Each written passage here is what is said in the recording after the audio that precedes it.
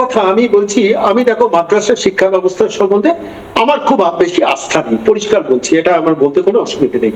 কিন্তু কে তোমাকে দিব্যি দিয়েছিল 2011 ক্ষমতায় আসার পর ব্রাত্য বসুকে দিয়ে বলানো যে আমরা 10,000 মাদ্রাসার স্বীকৃতি দেবো?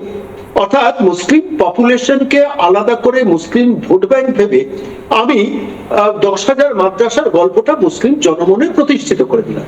10,000 মাদ্রাসার স্বপ্ন দেখালে দেখিয়ে তুমি 235 মাদ্রাসা দিয়ে দিলে, দিয়ে আজকে এই 15 বছর রাজ্য শাসনের পর 600 আশেপাশে, কামালদা ভালো বলতে পারবে, মাদ্রাসা শিক্ষা ইনস্টিটিউশন আছে। তো তোমাকে স্বপ্নটা কে দেখাতে বলেছিল? 1 নম্বর। 2 নম্বর হচ্ছে 235টা মাদ্রাসায় তুমি যেখানে এই ধরনের অনুমোদন দিয়ে তুমি group C group D teacher recruitment করলে, সেখানে তুমি দিচ্ছ না, তোমার বই দিচ্ছ না, মিড ডে মিল দিচ্ছ না, অন্যান্য প্রাপ্য সুবিধাগুলো দিচ্ছ না। অর্থাৎ আলটিমেটলি তুমি প্রতারণা করছো মাইনরিটি কমিউনিটির সঙ্গে। মাদ্রাসা তো বেসিক্যালি মাইনরিটি কমিউনিটিদের করে ফিট করে, ফলত তুমি তাদের সঙ্গে ওই প্রতারণাটা করছো। তোমাকে তো কেউ বলেনি, দিব্যি দেয়নি যে তোমাকে বলতেই হবে এই কথাটা। তুমি বলো, আমি একটা প্রশ্ন আমাকে মাঝে মাঝে ভাবায় যে ইমামদের তুমি ভাতা 2,500 টাকা করে ডিক্লেয়ার করলে কোন সালে? 2012-13 সালে। আচ্ছা, পুরোহিতদের ভাতা ডিক্লেয়ার করলে কবে? তুমি করলে 2018 সালের পর।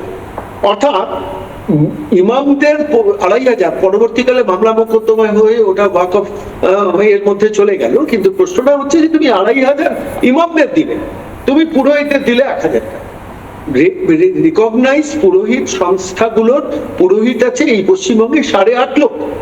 তার মধ্যে তুমি বাঁচলে কজনকে? 8,000 পুরোহিতকে 1,000 টাকা করে ভাতা। কেন 2,500 টাকা নয়?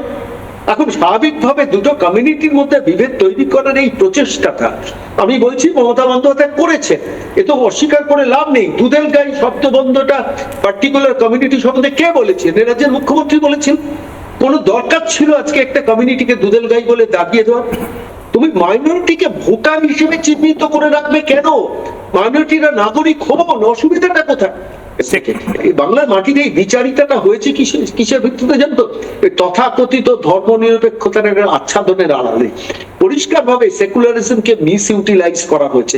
পশ্চিমবঙ্গের মাটিতেও সেটা করা হয়েছে, সারা ভারতব্যাপী হয়েছে।